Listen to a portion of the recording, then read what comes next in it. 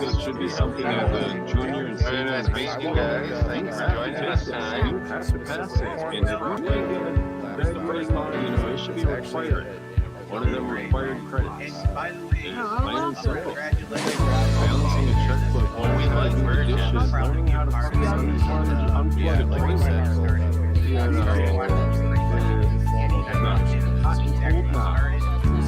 There's certain things that trade schools that we don't learn anymore because we push college.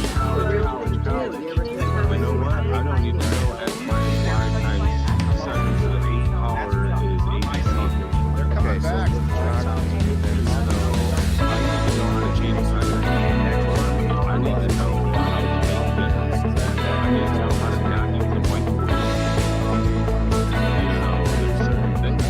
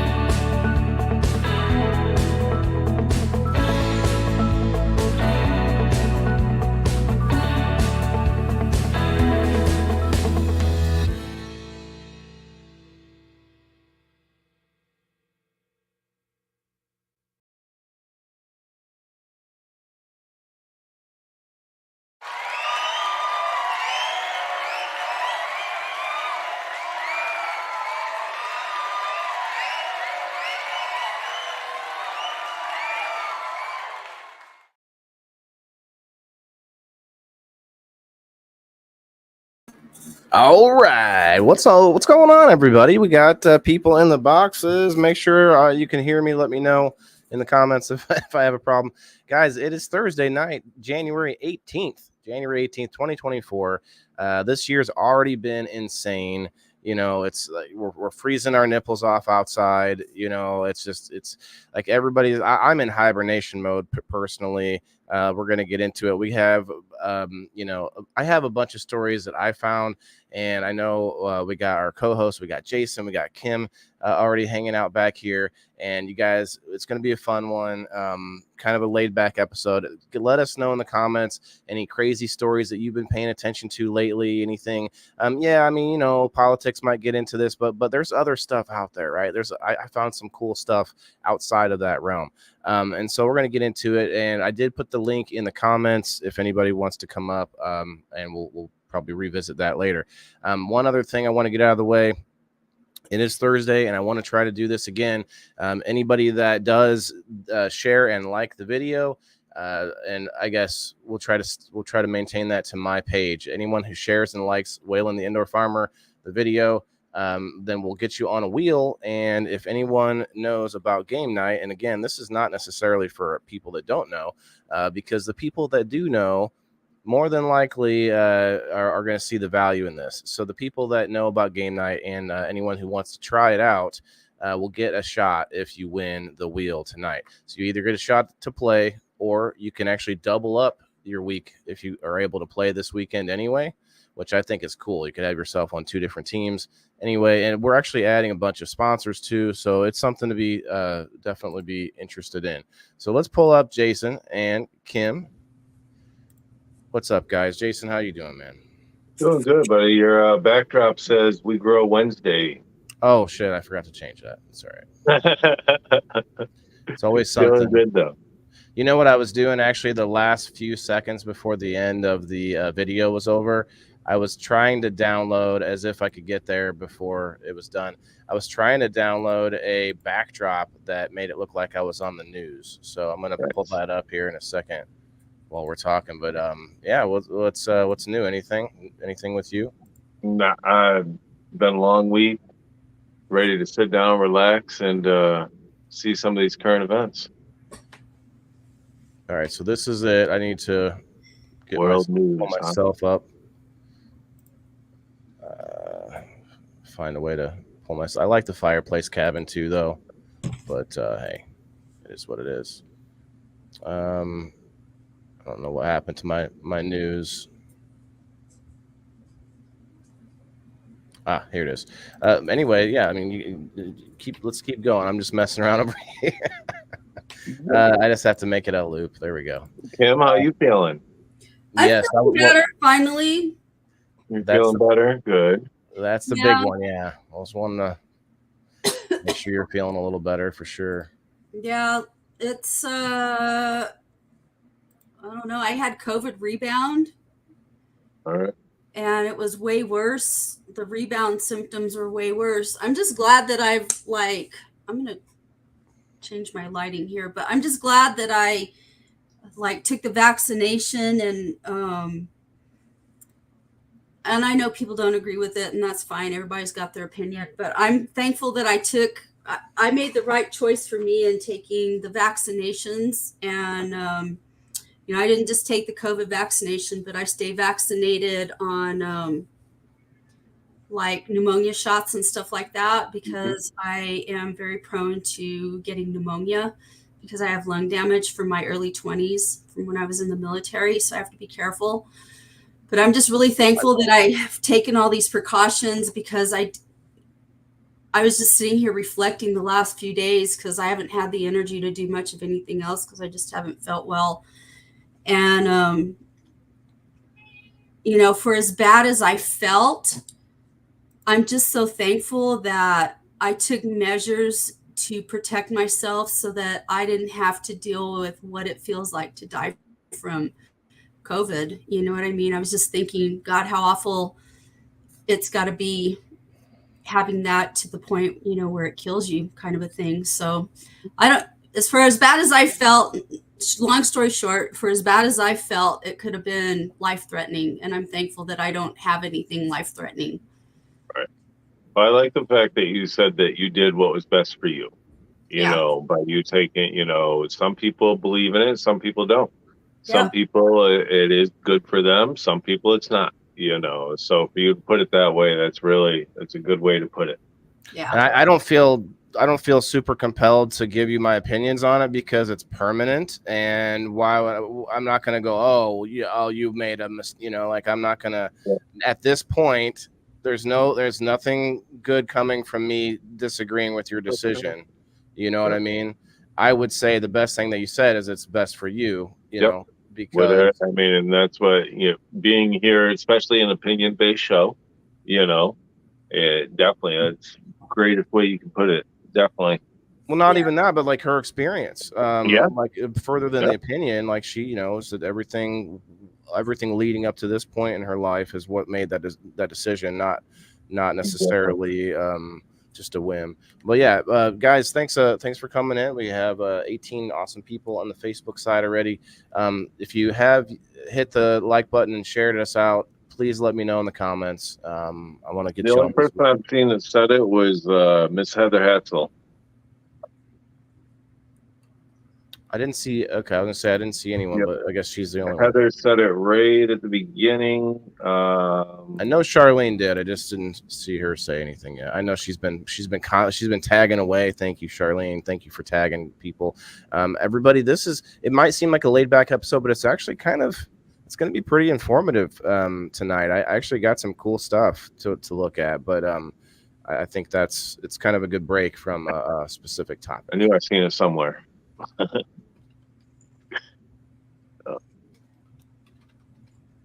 I'm just gonna put Charlene on there. She's a tagging animal. We got the link in the comments, guys. I'd like to see if we can get some folks up here and see what you guys think. What's going on today? What's going on in local news? Anything insane happening? I have like 8 tabs open, so I can easily start in on it. I got a couple tabs open, so yeah. So what's going on locally? I have to say we had a situation an ongoing situation here locally in my community. We had back in the beginning of December, I think it was the 4th of December, we had a guy in our community, and everybody, we live in a community that's about 150,000 people. So it's, a larger city. But it's still a small town mentality. And so everybody pretty much knows everybody. And there's this guy that we only have one Sam's Club here. And there's this guy that worked at Sam's Club, and everybody knew him. He worked in customer service. So everybody at some point or the other has dealt with this guy, and everybody knew him. Well, and he was gay. And so on the 4th of December, he went missing. And he went missing from an area of town where gay men pick up other gay men for sex or whatever. And so anyway, so he went missing. And so there were posts, and everybody was like looking for him, keeping an eye out.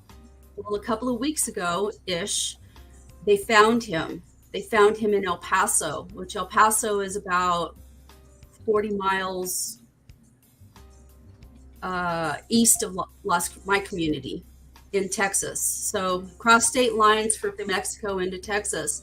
So they found his body, they found his vehicle, blah, blah, blah. So everybody was speculating.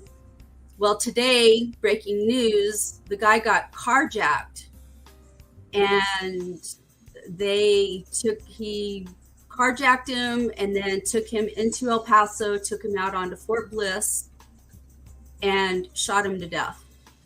And so that broke today in the news. And so it's like a big thing in our community because, it's in a lot of ways, it's like a small town. It's a real close-knit community. There's so many of us that know each other. We either deal with each other because, we all kind of like work together or whatever. We all deal with each other. You can't, whatever.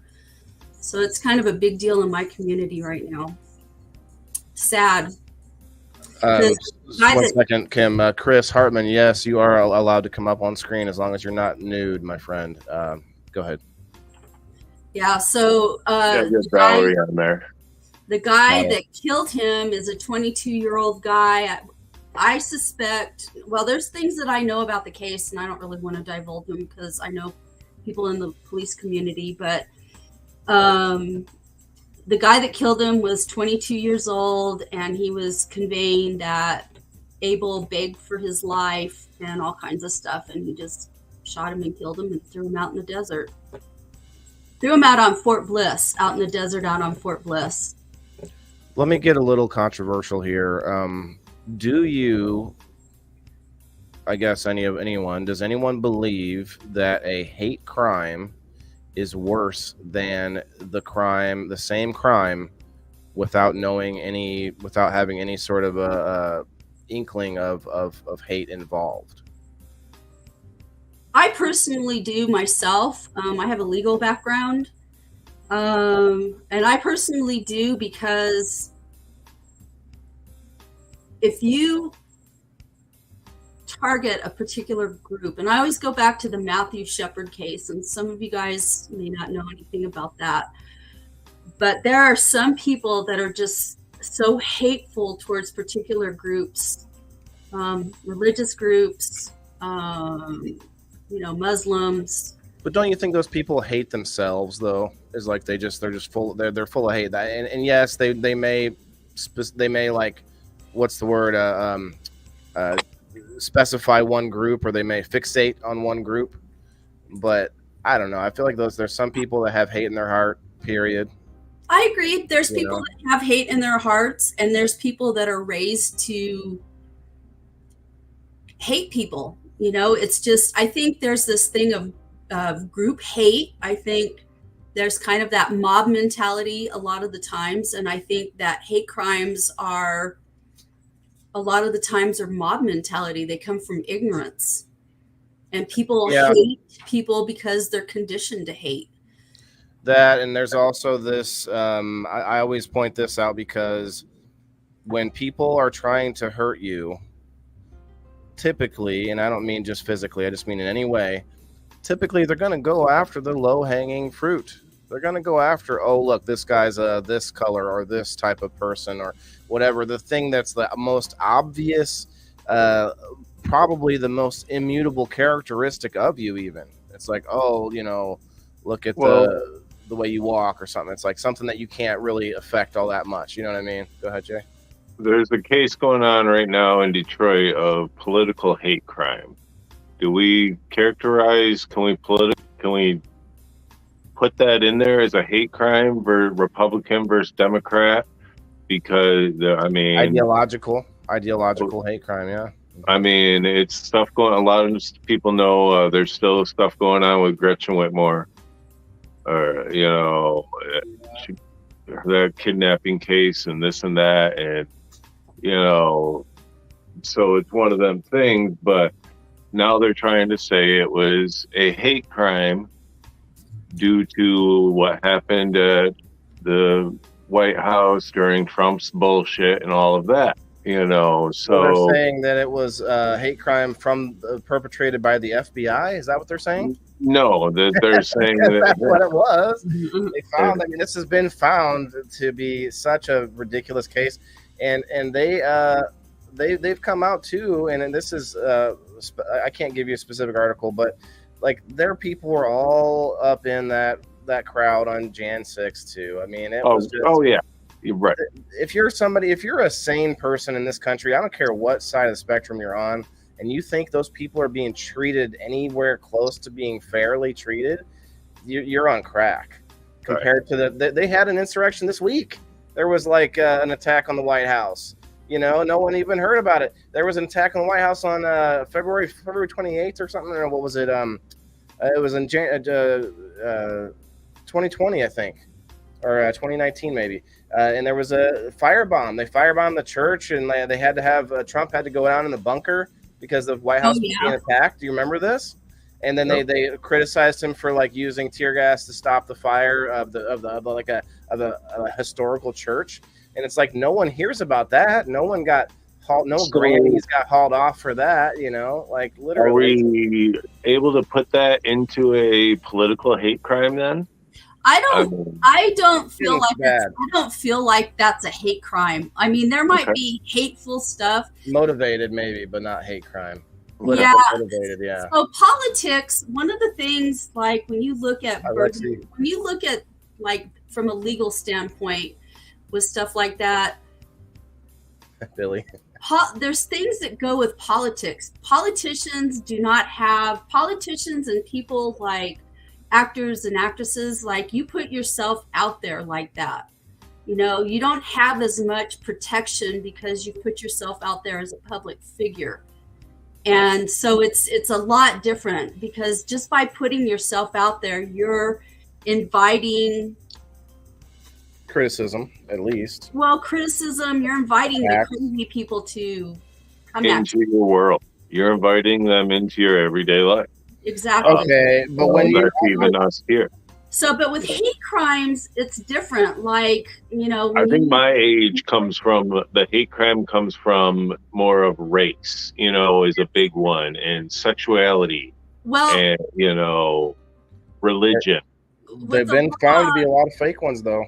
With the law, you look at the intent behind the crime is what you look at. So hate crimes tend to have a predatory kind of thing behind them. Yep. You know, remember the movie American History X? Oh, that horror! I don't like that movie. I don't even like talking about it because of what all happened in that. I wish to God I had never watched that movie because they made us watch it in film studies in school. Stomping scene. Yeah. Still to this day, like, God, I hate that movie. Like, we watched it in film studies, and it was just unbelievable. I believe truly. I think I remember hearing a few interviews where a couple of the characters that were played actors and actresses, like they had to go to counseling after it. Yeah. You know, it just really affected them. That's what worries me about child actors. Child actors that have to do this you cannot unsee some of the stuff that was in there. Like it was just, to me, it was just horrifying. Some of the. Have you guys seen that TV series Shameless? Mm-mm. I think it's in Michigan, actually. The guy from he was in Fargo or whatever. Shameless. Well, there are these all these child actors in this show that are being put through these scenarios that I'm just like, I don't care if they're pretending or not, pretending or not. I don't care. It's just crazy. All right, Yep. Dolores, I got you on the list. Anybody that wants to like us and share us out, like Wayland Indoor Farmer page and share us out. We are live on Vet Codes. I meant to mention that earlier. Apologize.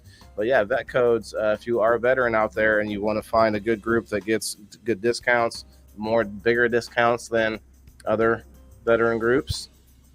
Hate crimes typically have protection, have federal, like legal federal, or, like have government protection or something like that. I can't think of the right words. But, there's some groups that are federally protected. The Jews, Black people, people of color, traditionally gay people, there's particular groups that are protected that have special federal protections because they have been preyed on by large segments of the population at large. So that's kind of how they define hate crime. Right. Well, I think that all is fluid because it depends on culture. For instance, there's an institute, I forget the name of it, that decides who are people of color, and they've decided that Slavic people are people of color, and which means like Polish people, like myself, are now considered people of color.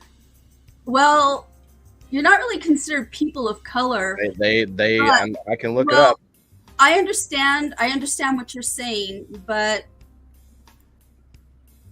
it's all arbitrary. It's not really color as much as it's I don't know how to explain it.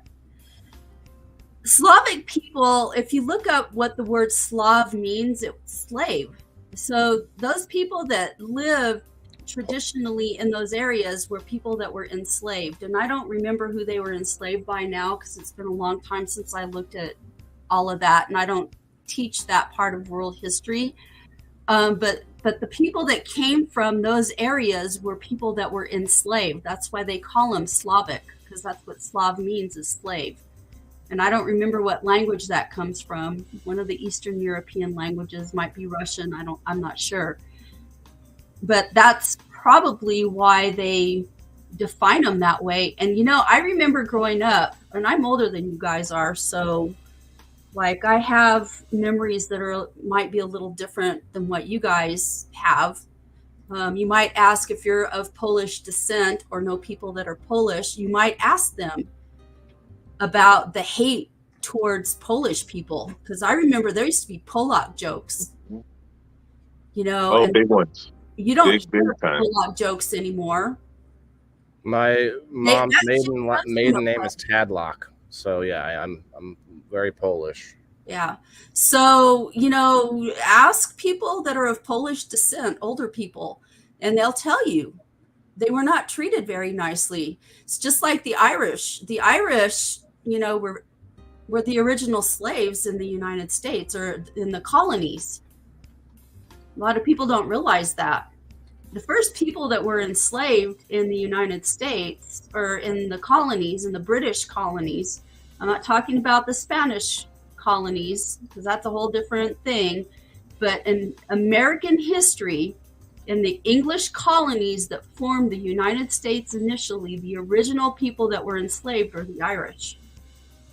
And the reason why slavery didn't take hold in the colonies long term is because the Irish slaves were used in the production of sugarcane in the islands, and they could not withstand the heat. It would kill them. They didn't have the physical stamina required that was required to refine the sugar. I'm used to it for sure. And it killed them, and they would die easily. They just didn't have. And so when Africans were introduced by the Dutch, I want to say, in the colonies, think it was the Dutch that introduced African slaves. Dutch ovens. Oh, no, that's not. The Dutch, the Africans were able to withstand those temperatures and the physical labor that it takes to harvest and refine sugar cane in order to create, to make sugar. But the original slaves in the American colonies, in the English colonies, the original slaves were Irish. There's a book out called White Cargo. Read it. It'll tell you all about it. I mean, it's to me, if we're gonna go, I'm gonna pull us away from that road here, but I just like to say that everybody, like all people, at some point somewhere, and there's more today than there ever have been. So it's definitely something to be worried about, but I'm not so worried about the specifics on, when different tints of color of people were enslaved. Because I mean, when you think white, there's probably 3 dozen major countries of quote white people. Like, what does that mean? Like, so that'd be like all team sports coming from the same town, but then they spread out, and then it's like, oh, it's all, I don't know. That's a weird quick analogy, but you get my drift. Like, that's just dumbing things down to like dumb it down to color. You know what I mean? I think when we used to, like you were, like to your point, we used to have like jokes about specific peoples, Italians, and like you said, Irish and Slavic people. Like, and it's like now, like, you don't even know by looking at people. It used to be you could tell by looking at someone's nose or like their whatever it was, and it's just gotten insane now. Anyway, let's get moving. Let's check out some fun stuff, because that's not fun. I have some fun stories to look at, and I appreciate you guys helping to tag and share. I'll get you on this wheel if you just let me know in the comments if you tagged and shared, and we'll get you on the wheel. But then let's get into some cool stories. Let me pull it up here, actually.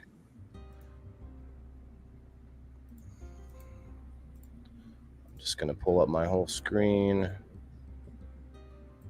Share. Okay. So I'm not going to play the video on some of this because I don't want to get us copyright claimed. But there is a cool new phone. I don't know if you guys have heard of this. I don't use Samsung, but the Galaxy S24. Anyone heard of the Galaxy S24? This thing has a new AI built into it to where I'm going to see if I can find a video that we can just play on mute or something. Yeah, like this one here. Let me mute the video. Well, you guys can't hear it anyway, but I don't see a mute anywhere. That's kind of insane. I'll just make sure you can't hear it that well. So watch what happens when he takes this picture and he can, in real time, do an edit. And you may not notice right away what's so insane about it.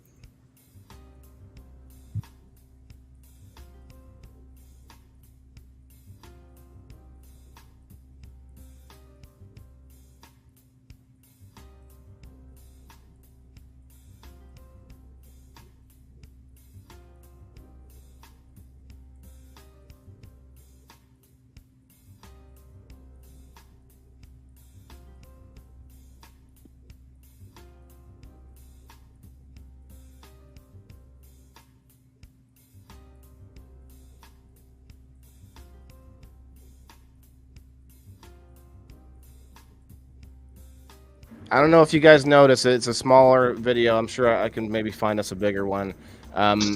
If you notice that in real time, he used Magic Edit to take the person on the skateboard and move them in the sky. Right now, what the AI did was it literally filled in the background. So that picture is no longer a real picture. That's not a real picture. It's fake now. That scares me. AI scares me. How insane is that? So it will like fill in corners. It will fill in edges and things. Like it's it's wicked awesome at the same time as it's just insane. So we're basically not going to have real photos anymore. Like we basically already don't. I know, but like it's just making it like streamlining it more and more and making and letting AI do it for you rather than you making it do. Like we're beyond filters basically. Like they said on Timcast, they're like it's beyond filters now. It's like this is another thing altogether. What do you think about all the dead robots sitting in the parking lots? Nobody gets it. Parking lot. Nobody gets it. No. Fucking all the Teslas that it can't charge their cars because it's fucking below freezing and none of the machines work below freezing. I haven't heard that. Oh my God. There's parking lots filled. Chicago, Detroit, New York, Ohio, Indiana. Parking lots just filled of dead Teslas because none of the charging stations work at certain degrees. It's not that they don't work, it's that they charge extremely slow. Like, it's just unbelievable. So electricity, it's funny because the colder the environment, the better computers can run.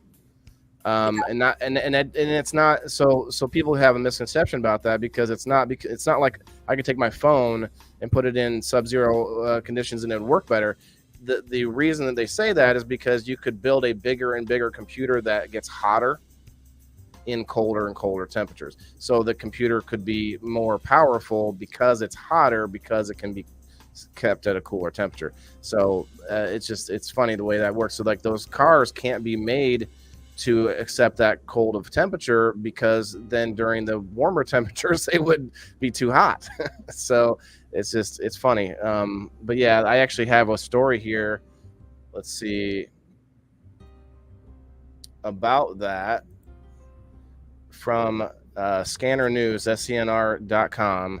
A couple stories actually. Canada. This was just a couple weeks ago. Canada, actually 1 month. Canada to mandate all new cars be zero emissions by 2035. I'm sorry, 2035. So Canada is making a jump, and then down here a couple months before, in America, this is so funny because this is months before the Canadian article. In America, on tour to promote electric vehicles, U.S. Energy Secretary's team couldn't find enough charging stations. You can't make this up. And that was before the Canada decides to go full on. And then a couple of months before that, there's another story that says fire started with electric cars threatens to sink cargo ship carrying 3,000 vehicles. But let's move forward full steam ahead. You know, like they just love them so much. Where does the power come from that gets shoved into them? Like Kim, you actually brought up global warming, and that is in the news a lot because there's a lot of contradicting things. I think if our government didn't have subsidies or subsidizing, I should say, a lot of these companies, they wouldn't survive.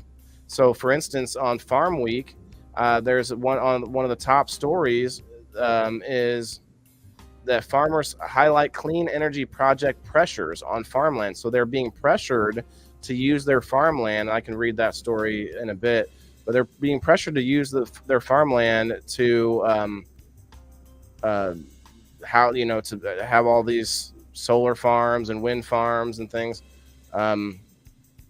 Compose both opportunity and concern for farmers.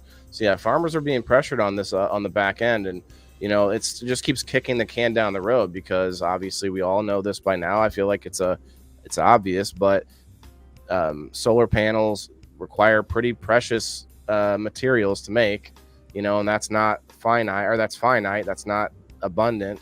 And then on top of that, they kill a lot of birds.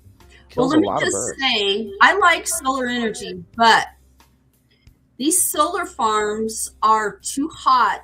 I was reading something and it was written by a guy, I can't remember if he's a scientist or an engineer, but he was talking about the heat that those things generate to the earth, that they actually draw heat, which makes sense because if you look at them, they're black.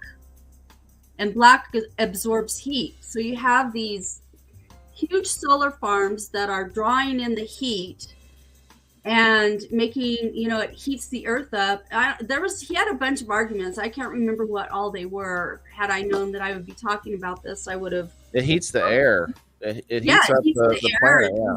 all kinds of stuff. The same thing with windmills. Windmills actually slow the air down, which heats the planet too. It's actually heating up the planet by slowing all of our wind down, because we have it for, it's all like weather patterns for a reason, Anyway, sorry, go ahead. So I was having this conversation with an associate, let's just call them. I hesitate to call him a friend, but kind of a quasi friend, more of an associate. But he's all into stupid conspiracy theories, and I hate them. And I'm sorry if any of you guys out there are conspiracy theorists. I think conspiracies are dumb. But those are two different things.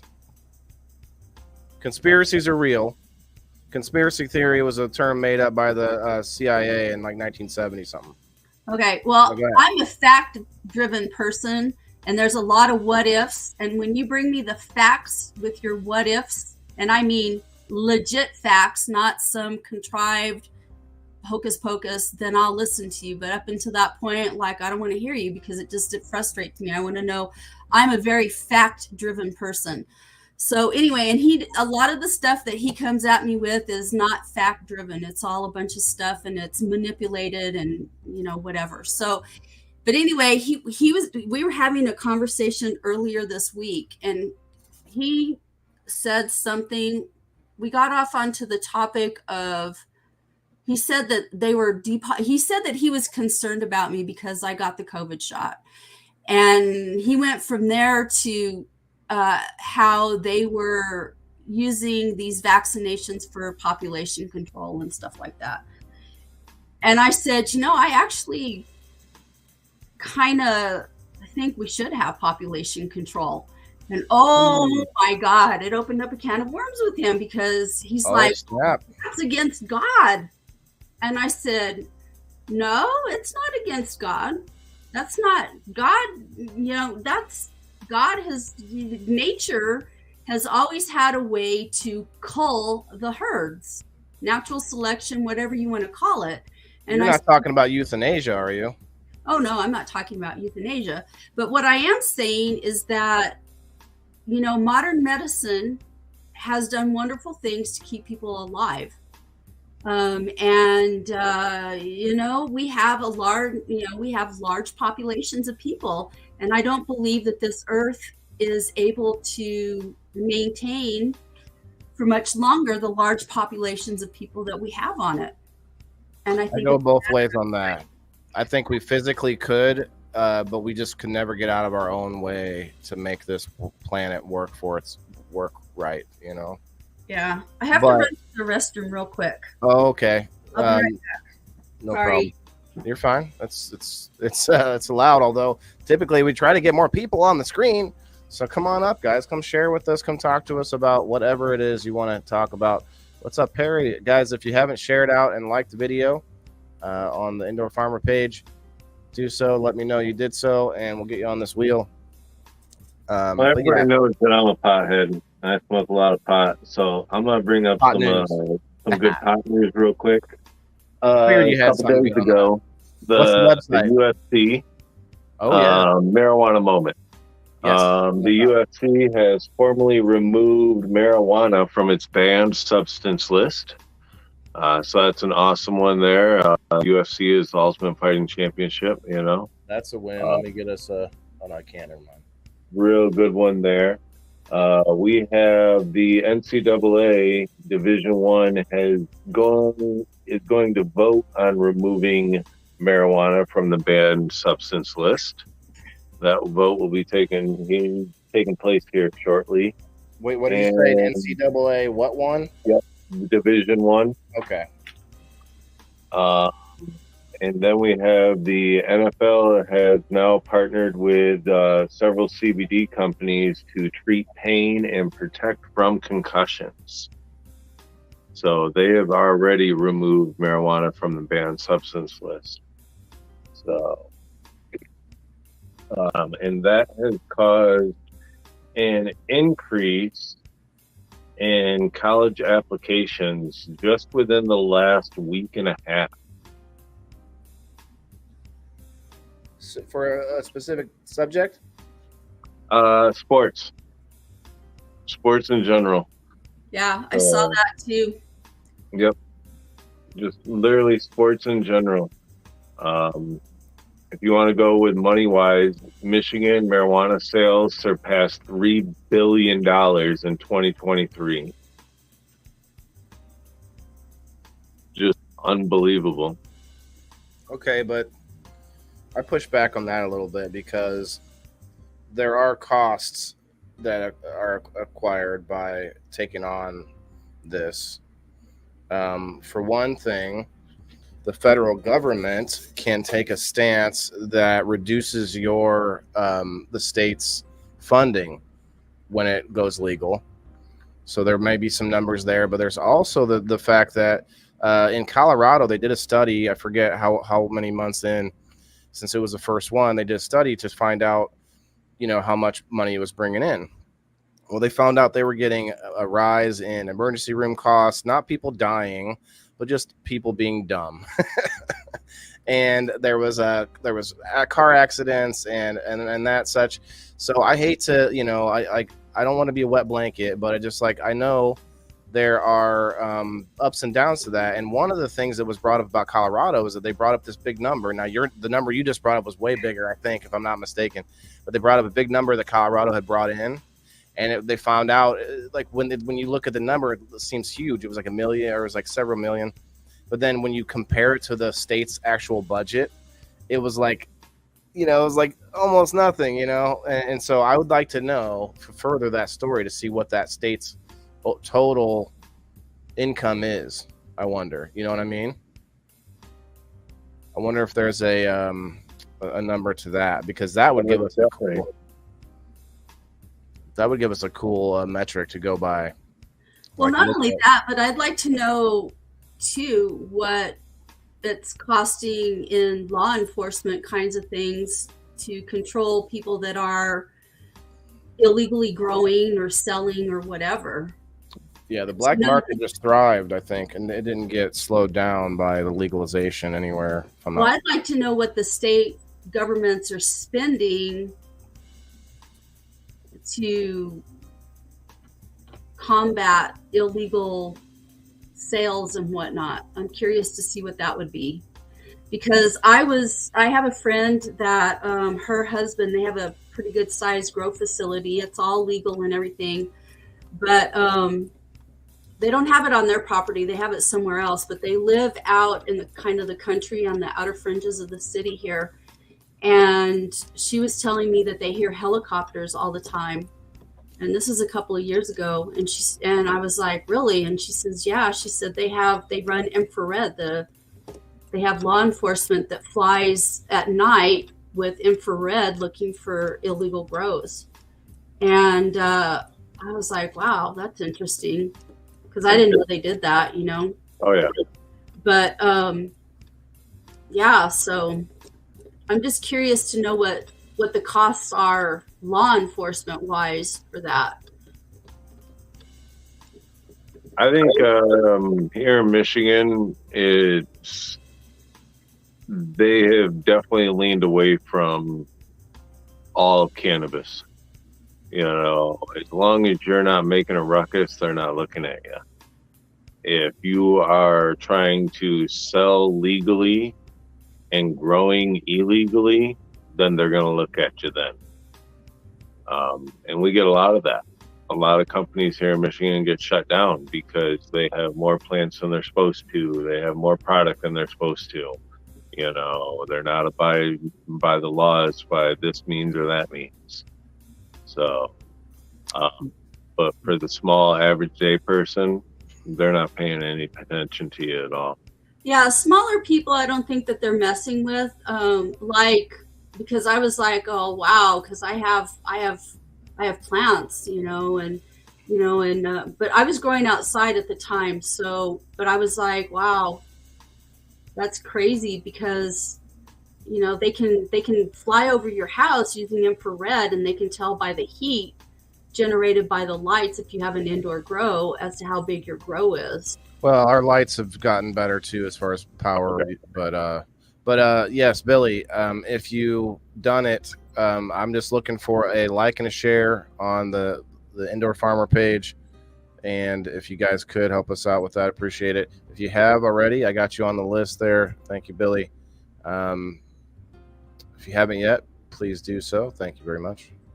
If you live in if you live in a southern state, southern states typically are not friendly to cannabis use. They're very conservative. A lot of them are very religious. They're just not.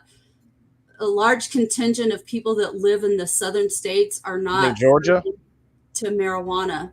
What about Georgia? The Carolinas, because I'm responding to what Billy said. He said, "Shit, here, Oklahoma's good with it. Try and get you for plants," and they do, and it's because, but it's part of, like, it's just how the southern states are, and Virginia is a southern state, so you're dealing with a particular mentality that's regional.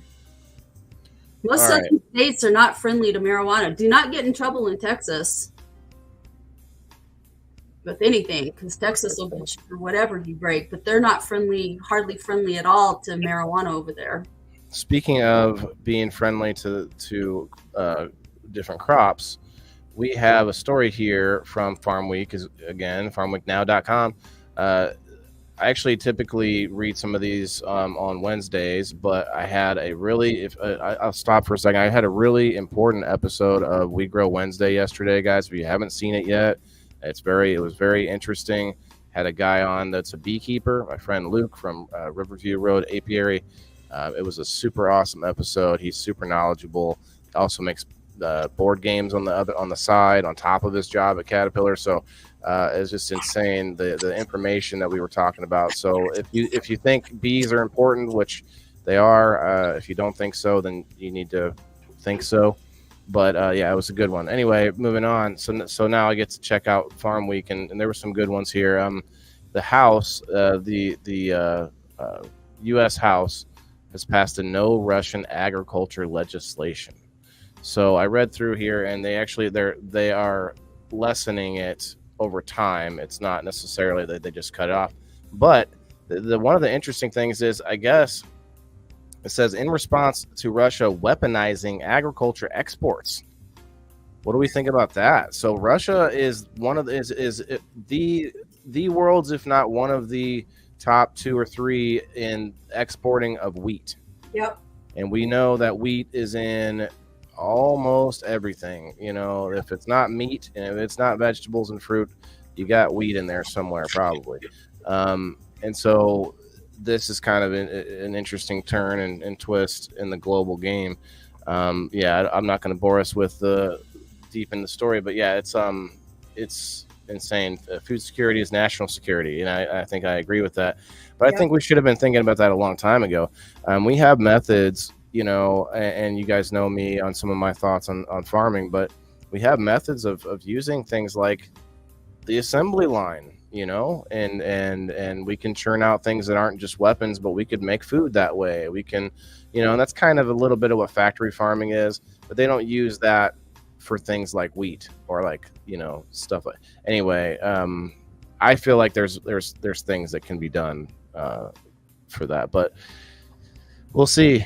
Now you found there was a story a while back how I think it's China that is growing rice over the ocean, or not ocean, over their lakes instead, because for a long time it may have been Japan. I have to look up the exact location, but I know it was where they have a lot of rice fields, and instead of turning the land into rice paddies or rice like growing areas, they are found that, oh, we can just float this, we can make these floating rafts that just grow it right over the top of the lake or whatever, and it's like, boom, you've actually created some shade for the fish. You've created like this is like this huge change. So I know it can be done. Yeah, this is crazy. Ancient Aztecs kind of did that, something similar. They built these like Mexico City is built over what used to be a lake, and the Aztecs over time I'm going to say they filled it in. I don't know exactly how it got filled in, but initially the Aztecs built these kind of like platform things and probably put earth over the top of it. I can't remember exactly. And that's how Mexico Kind of City. solder, yeah. Mm-hmm. So Tenochtitlan, I think is what the name of the city was. But yeah, it's an ancient technology that they. Well, you know, China has been building, kind of doing that in the middle of the ocean, building man-made islands, right? Yeah, but we do that here. I mean, our celebrities you can purchase, for like $1 million, I think, just a cool million, just a quick mill. You know, you could for an easy mill, you could build an island and have it towed out to wherever it is that you know, find a location, and boom, they can anchor it to the ground, and then over time, like coral and rock and stuff build up around it. And well, it's one thing for people with their millions of dollars, whatever, and it's another thing for a country to be building more land, right. Democracies to start building, increasing their land, as their territory out in the middle of the ocean like that. Yeah, like, look at all this ocean. We don't need all this ocean. And it's like, boom. And then it's like they'll find out real quick with some more tropical storms on land, maybe. Interesting. Yeah. Trying to change the land around them. So what else we got? Anything? You guys got anything else good? I'm sure there's some other good stuff here, like this here, a story of a Disney heiress, meaning she was 20 years ago, you know, part of Disney. And it says, a Disney heiress laments flying alone on a private jet once 20 years ago. She's begging for forgiveness. Abigail Disney is part of a movement calling for higher taxes on the ultra wealthy. Okay. I mean, you know, I guess I can accept that, but at the same time, I don't, because look, I don't think it's about taxes. The ultra wealthy usually find loopholes and ways around things. Let's be honest. You can't just raise the taxes, because that's just going to kind of trickle down to the rest of us. We're all going to pay for it. The rich people can buy assets and things that aren't taxable, or they can put it into nonprofits, or they can put it into, you know, other countries. They can, you know, like there's so many ways. Like you just can't. So what they have to do instead is incentivize. I think people work better off of incentive than they do off of, you know, more off the carrot than the stick, I guess, is my opinion. But that's just me. Let's see. There's been a lot of stuff this week. Oh my God. About the. Can you hear that? Can you hear this? All I hear is your music.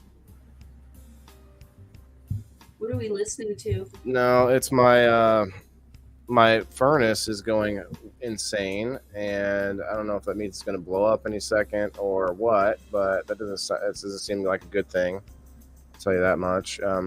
I just have some background music going. I'm going to change it here. There we go. Can't really hear it at all myself, so.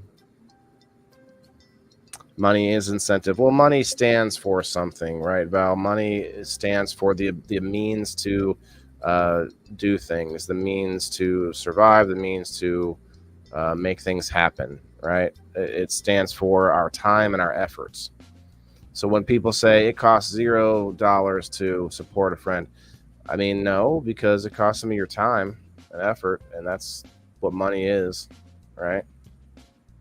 Well, money is paying for your time and effort, or somebody's time. Well, money represents value, and it's traded for what? Your time and effort, your work, your you know. And if it's somebody like that's just like pretty and they get money for that, that's because they have intrinsic value. Or like someone who's athletic and they get money for being really good at something. They just were that way to be born with. It's because they have intrinsic value. So it's all about value. If we didn't have money, you'd have to trade something. What would you trade? Like, you know, rabbit's feet, or like you know, the earlobes of your enemies as you cut them down in the Mad Max futuretopia that's coming to us. That's gross. Let's see much else on Farm Week. General Assembly returns to There's spring. been a lot of stuff recently this week about rescheduling marijuana. Is that on the marijuana moment, Jason? Oh yeah, that's always on there. Well, But people are really just like a lot of top people in government are just bashing others because they're just delaying it. But the reason they're delaying it is they're getting more money off of it. The longer they delay it, the more money they get. The longer they delay it, the more money they get. Right. It's That's an how it election works. year. Mm-hmm. I believe it's totally political. Is it the marijuana? I'm sorry. Is it the marijuana maintenance or marijuana? Marijuana moment is where I get no. It's just regular marijuana moment. .com. Oh, yep. .net. Sorry. I was like, I guess I'm not finding it. No, .net. Marijuana maintenance program. Shout out to Josh. But it's either it'll be, my true belief is it'll be right before we get a new president or right after we get a new president. One of them will do the significant move. Well, whether they decriminalize it or if they deschedule it is going to be the problem. That's what is going to be the two major things. I don't think any of them will, because either way, they're going to use it to pass more legislation so they can shove in a bunch of pork, right? Which, if you guys don't know what porculus is, where they throw in a bunch of stuff in the bill and make it 5,000 pages long. No matter whose side legalizes it, they're going to decriminalize it, which is a bill that has to pass, which means they can pass a bunch of stuff. What do you think? Well, if they deregulate it, or is that what it's called? Deregulate it? Deschedule it. Reschedule it. I'm sorry. Rescheduling it will come through the DEA, which is not it's a quasi governmental. Yeah, it wouldn't be a bill to pass. Okay, so you need a bill to pass, because here's one of the things. Here's what I'm going to tie this to. So I've heard a lot, I've read a lot of this stuff about descheduling it and stuff like that, which it does need to happen. But here's the thing. I saw an article, and it was a good article, talking about that the court is entertaining court cases that are looking at overturning or that are not friendly to these government agencies that are not like congressional laws. Wait, so who's looking at these? This is the Supreme Court they're looking back at other cases. They're entertaining, not supporting a lot of these court cases that they're calling it a government overreach, is what they're looking at, government overreach. So these agencies in our government that are regulating things regulating things, they're not going to be as friendly to them, because they're looking at it as an overreach of government. So I'm really, really concerned that, if we deregulate, or not deregulate, but if the DEA, because the DEA is the one that schedules these drugs. So if the DEA comes back and reschedules marijuana to, what is it, a class 1? If they reschedule it to class 3, whatever it is that they're going to reschedule, I can't remember which way it goes. But if they reschedule it to where it's not considered a dangerous drug anymore, and it goes up to the Supreme Court can kick it back and say it's government overreach. You don't have that power. And we're back to square one with everything. So really what they need to do is they need to change it. They need to change it congressionally. But even then, the Supreme Court somebody can bring a case before the Supreme Court, and the Supreme Court can always strike down that law that Congress has written too. I agree, Shane. Would that change it to mean it would just basically be a state-to-state law then? Well, here's what I think will happen with that if it goes up to the Supreme Court, because the thing about Republicans, about the conservatives, is that Well, here we go. it's much about states' rights, and you can look all the way back to, the conception of the Constitution, the whole Federalist, Anti-Federalists. The Anti-Federalists were all about states' rights. And so that's where the Republican base really comes in, is with that states' rights stuff. And so, there's a lot of states that are not particularly friendly to marijuana. And, they don't want a bunch of potheads, whatever negative term you want to attach to it. They're not friendly to it. And that may change over time. I don't know, because It has been. Conservatives don't really change. That's why they're conservatives. Conservatives don't change. They stay the way they are. And so I foresee the potentiality of the Supreme Court, getting up to the Supreme Court, and the Supreme Court saying this is a states' rights issue, kind of like they did with abortion, and kicking it back to the states and saying, this is where it's going to find itself. That won't allow it to be, and I think you're right. It's going to end up that way, because there won't be a way to just ship it across the country, like federally. I don't think it'll ever work. But I disagree that conservatives don't change. I think they just want to conserve the best of what their values are, and they don't necessarily. It's not that they don't want to change. Those are Amish people. There's a little difference. But you're right. It's not that it's maybe saying they don't change. They don't want to change. They're very slow to change. Right, and I am conservative in a lot of ways, because there are things that, well, no, I'm not a conservative. I am conservative in a lot of ways, because trying to take the things that are good from, say, our country, or say whatever it is. Like if I'm running an experiment here, I have to try to conserve what I like about it, get rid of the stuff that doesn't seem to work or whatever, and adapt.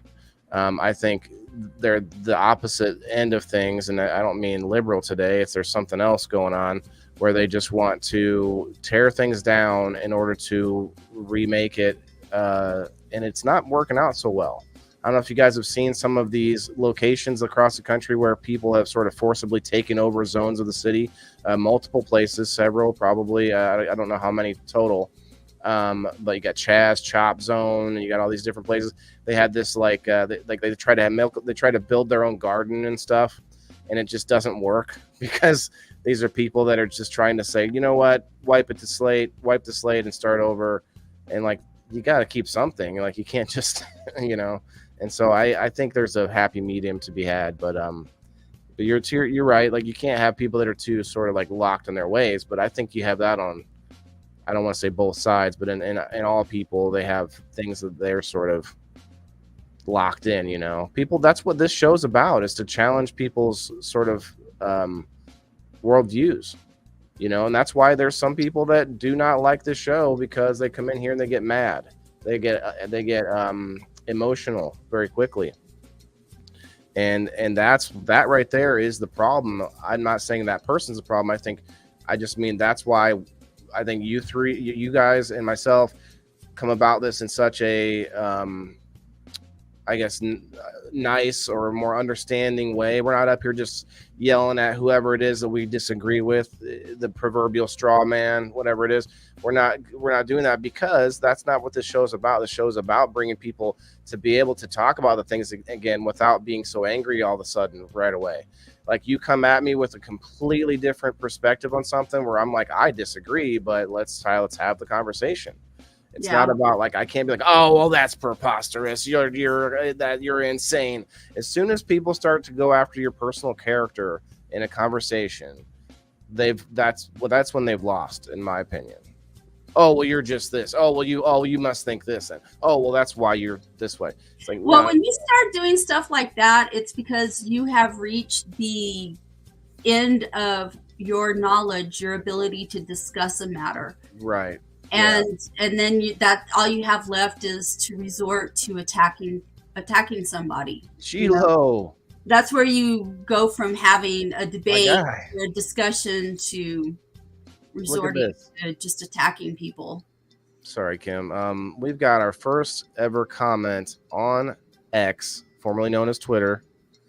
My man Gilo, I was talking to him yesterday. He was showing off my page on his live on X. So thank you, bro, for coming by. If you want to come up, man, you are still welcome. I know he was traveling and was interested to come up. But yeah, I'd love to have you come up at least at some point, if not right now. Let me know if you want. Yeah, awesome dude.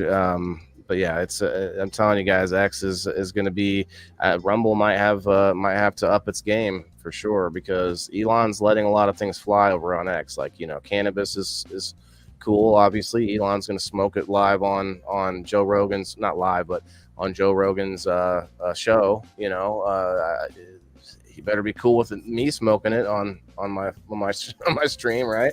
So anyway. You still got that marijuana moment brought up, Waylon? I do.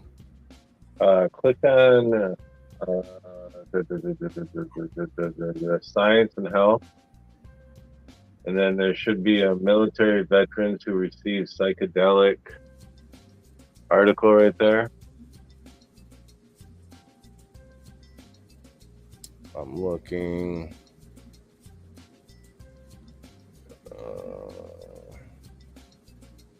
Right here, psychedelic bill with minor amendments. Indiana? No, yours is different than mine. Marijuana moment. Maybe you clicked on something else inside here. I don't know. I'm on the main screen. Here it is. Here it is. I found it. Yeah. It's right here. Military veterans who received psychedelic ibogaine treatment saw dramatic and life-changing improvements in PTSD and depression. You know what they're going to do? What are they going to do? They're going to take away my money and give me mushrooms. That's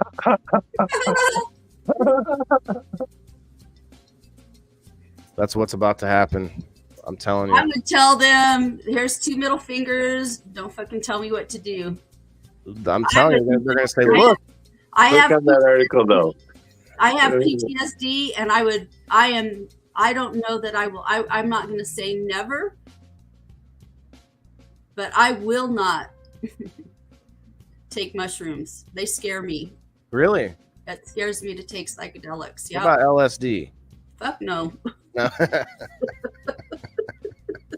If I'm not going to take a natural thing that grows out of the earth, I'm sure shit not going to take some chemical blah, blah, blah. It's made on Earth. Well, I don't care. It's not going in my I'm not, whatever you do with it, I'm not taking it. I don't know what you do with it. Jenna, come up. No one wants to come up and with us tonight, man. Like, I feel like we stink, you know. I can't get, you know, anyway.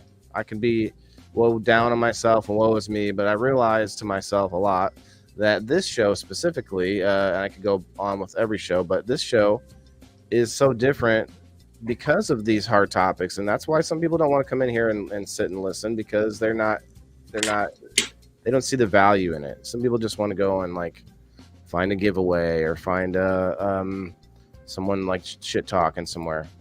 We do have a giveaway though. A lot of people are afraid to put themselves out there. A lot of people do not want to put themselves in a position where they resort to getting ugly.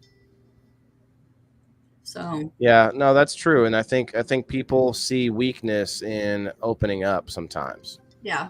I can tell you for sure that if you ever see me cry on screen, it's going to be for something real, you know, like, oh man, my fucking stove, my heater. Yeah, it's not sounding good, guys. Uh-oh. We might see you crying here soon. Yeah. Charlie's busting out saying, I did LSD. Like, damn. And let me just say, when it comes to microdosing and mushrooms and psychedelics and all of that stuff, I'm not judging anybody that does that. I'm not saying don't do that. I'm saying that for me and my house and my brain, I am not doing that stuff. It scares me. And that I'm not going to judge people for doing that. Like, I had one of my students that graduated last year. He microdosed all the time. My girlfriend don't smoke cannabis because she had an anxiety and panic attack. And when she did, and it was just too much for her, and we haven't really been able to pinpoint the exact strain that would be good for her. So she's just, right now it's just not worth it for her. She's like, no, it's sad. So it is. It truly, especially with me, but. I want to address Chris real quick, just because I don't know if you've been around that many times for this show, Chris. Normally we do have more of a specific topic, but tonight we're just doing sort of current events and open kind of news and such. So it does get all over the place, but I appreciate you hanging out for the ride. First time, yeah. So I didn't want to assume, but yeah, you said first timer. Okay. Hell yeah. No, it's well, Chris, let me get you on this wheel. I did actually already. You're already on there. Cool. Yeah, we normally get we can a lot of times get a full boat of like 10 people on the screen. Tonight. Oh, last week conspiracy theory. Last week was rent versus buy. Oh yeah, rent versus buy. Actually, that turned out pretty good, and then conspiracies turned out pretty good too. Valerie pretty good lately. Can't come up because she's nude. No, that's fine, Val. It's all good. Popped your way bubble. Different page, Val. Different page. That's funny. Jenna popped my way bubble. Ronaldo in the house. Ronaldo won that fame. Don't hate on her OnlyFans. I will if you will. Well, no one has to. You all. Well, we can. We're three powerhouses up here. We just want to hear the little guy's opinion. That's all you guys. No, I'm kidding. I think it's my first time. I am the little guy. Yeah, you guys are smaller than me a little bit. It's a ego thing. No, I just don't. And we got you on there, buddy. I don't know how to fix it, to be honest. I think you're the last one put on at this time. Yeah, I can zoom in so that you guys can see if you're on. Well, you won't see it now, I guess. Well, just barely every name. That didn't help at all, actually. It's bigger on the computer screen, so. It's funny. Like, I don't care how big I am, because I have a big personality. I have a big mouth, and I'm not afraid to. But you said. I don't care how big I am. Like put my big paws up there, man. No, but like people, like I've had people tell me, like I'll say that I'm only 5'4", because I'm only 5'4", right? And I'll say that, and people are like, God, I thought you were a lot taller. And it's because I have a big personality. Like, I'm very confident, and I just put myself out there, and I'm not afraid. And so I think I come off as being a bigger person than what I actually am. You got that short girl loud mouth syndrome. I do.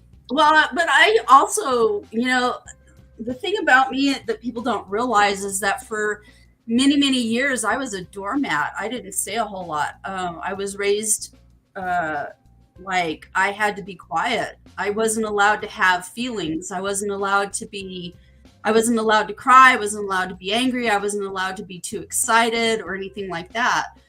And so for many years I was a doormat, and unless I saw an injustice, you did something wrong to somebody, I'd fuck you up. But when I went to college and when I studied law and government, of course I changed. It changed who I was, and I'm not afraid of that stuff anymore. And I don't give a flying fuck about people's opinions.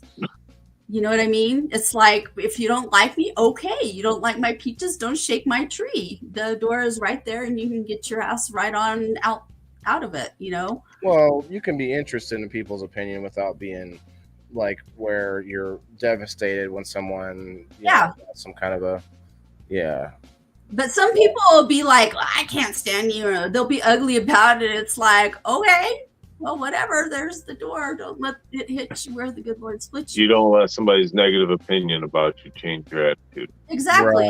Right. Like, I'm going to be me and I'm going to do me regardless of what. And, when I was younger, I used to care. Like, it would devastate me. And I don't care anymore. I'm very secure in myself and who I am. And I know what I'm about. And I know what I know. And, if you want to come in and you want to have a conversation with things, then we'll have a conversation with things. And I'm going to stand up for what I know and what I believe and what I think and all of that stuff. And I'm not afraid to do that anymore. But there was a time in my life when I was younger, when I was very afraid of all of that. And I didn't say a whole lot. And I am the kind of person too, like, if I don't know a lot about something, I'll just sit back and I'll listen because I don't know anything and I don't have a lot to add. You know what I mean? So there's times when I'm quiet. But I do. If I don't know something, I'm going to sit back, I'm going to listen, and I'm going to ask questions. Report and observe. I do, and I'm very pointed with my questions. No, I said that wrong. Observe and report. Yeah. Well, because like I make my doctors uncomfortable. What? I do. Because I go in like I'm very Shane. I'm very educated. I'm just as educated as a doctor is, and a lot of people have always been like doctors are gods because they have your life in your hands. Well, they know a lot of stuff because they've studied a lot of stuff, and I know a lot of stuff because I've studied a lot of stuff. Do you think you're a god, Kim? No, I don't think I'm a god. Okay. I don't have a big ego about myself. But if I have an issue and I'm going to a doctor because I have an issue, I'm going to go in and I'm going to have an educated talk to that doctor about my issue. For many years, I suffered from sinus problems, and, I went through all kind of treatments and stuff like that for my sinuses. And I made an appointment with a doctor to talk about having sinus surgery because it was part of what was causing me to have migraines, and they were debilitating. And so I'd done my research, and I walked into this doctor's office, and he was Asian. He was, I think he was Chinese, or of Chinese descent, shall we say. And I walked in, and I was very adamant about having a conversation about having surgery. And after we had and at first he was very affronted because how dare I walk in to the God's office and tell him things, They, well, some of that is the fact that the IQ and emotional quotient are different, and some people don't have a good balance of the both. I think myself, I've always, for a very long time, I realized that I'm kind of like the most in the middle of I feel like I'm the middle of all humans. And I know that's weird. I don't mean like mediocre necessarily, but like right in the center. So like everything, like my intelligence, my emotional quotient, all that, if I was to measure everything about me, my height, my size, my weight, all of it, my attractiveness, all of it would be like right in the middle of 7 billion. I don't know. It's weird. So on a scale of 1 to 10, what would you rate the average person? Me. What is your number? No, I just mean like if you take the extremes, right? If you're looking at, I don't know what the number would be, but if you look at basketball players versus Little Pecker, it's like I'm right in the middle of like all average height, and then like if you take like weight, I'm about 210, like there's for men that's pretty average, pretty middle of the ground. Like there's, I don't know, I might not be if I had really measured it out all the way, but it's very strange. Interesting. Like my average IQ, my IQ is maybe above average, but that doesn't mean that I'm anywhere close to the top. Does that make sense? Mm-hmm. But I consider myself below average. That balances my education level is not I don't have a college degree. That doesn't I mean didn't anything. I didn't pay too much attention in school to education purposes. Now my education on life, I'll get you through. You know, I've lived on the streets, I've lived a hard life, you know, but Good at adapting, right? right. That Like doesn't. everyone has their strengths, but I just mean like Education wise though, knowledge wise, I guess I'm not up to par. That doesn't mean that doesn't.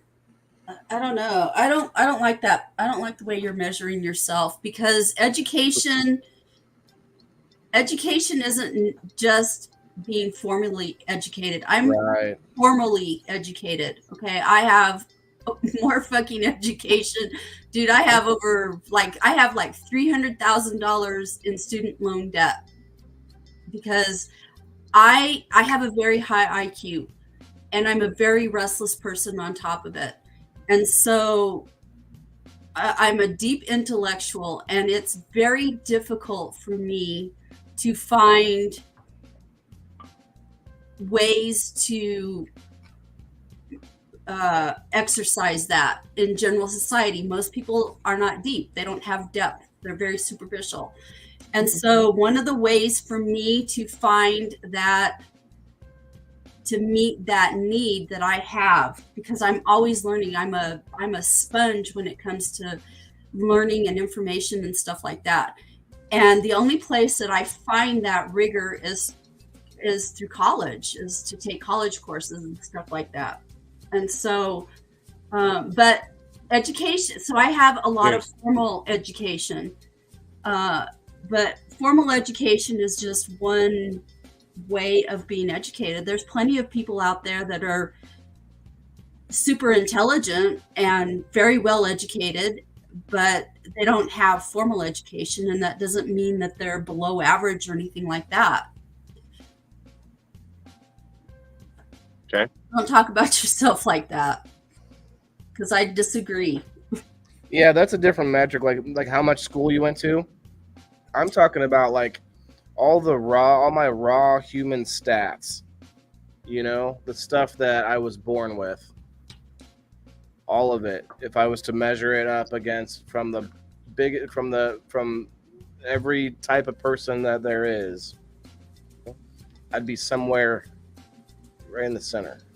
But I don't mean that as an insult, because it means that, you know, there's a lot of things that I'm pretty average at that a lot of people suck at. You know what I mean? Like I'm almost average at a lot of things that people are really terrible at. Well, you know, do you guys know what a bell curve is? Yeah. Most people fit in the middle of a bell curve. Right. On everything. But what I mean is, if you're high IQ, then a lot of times you end up with like a lower emotional quotient or something else that is like the tip of the scale. Yeah. And me, I'm sort of like I'm sort of like balancing all of it somehow. And I'm not saying I'm good at it. It's like it's all going on up here at the same time. It's terrible, but it is. It's like a weird dynamic. Yeah. But I know what you mean though. Like most people fall in a certain zone, but then you have those like savants or those ones that rise above everyone, outliers. Yeah, those people, they have their strengths, but typically they're not like jack of all trades. Like there's not a whole lot of those. No. Well, the higher your IQ is, I don't know, people that typically have high IQs are very fixated. Like they're so smart, they're dumb. Do you feel that the jack of all trades has kind of died away in years? Yes. Yeah, and we had more in the 80s and 90s. You know, a lot. At least it seemed that way to me. Yeah. Even when I look back and research it and look back in history a little bit, it seems there was a lot more in the 80s and 90s. Kind of died out mid to the early 2000s. Well, people specialize in stuff now. you know. Do you think that's because we pushed college instead of trade schools? I think it's because I think pushing college and trade schools is a symptom of that. I think that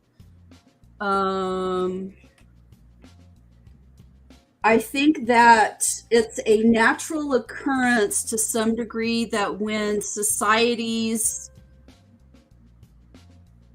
are affluent, that people start specializing in things, because we all have preferences, and I think specialization comes from a preference. And so I think when you have the luxury of being able to have a preference is where you start seeing people specialize in stuff. Well, but to Jason's point, it's become a problem because you can be a overprivileged, like entitled,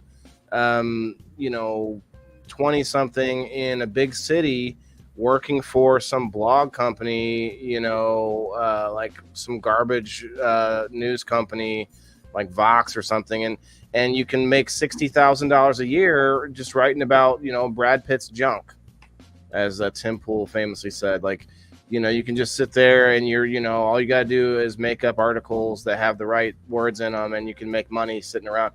And it's crazy because there's people hyper specified in their fields. Like, they only know that thing, and that's all they're good at. And I guess there are people like Shane out here. Shane studies a lot of things. Myself, I'm curious in a lot of fields. It doesn't mean I'm a jack of all trades. It just means like I could pretty much be curious about all trades. I don't know. Well, I think that we have lost our curiosity about things. I think the whole like becoming specialized and stuff.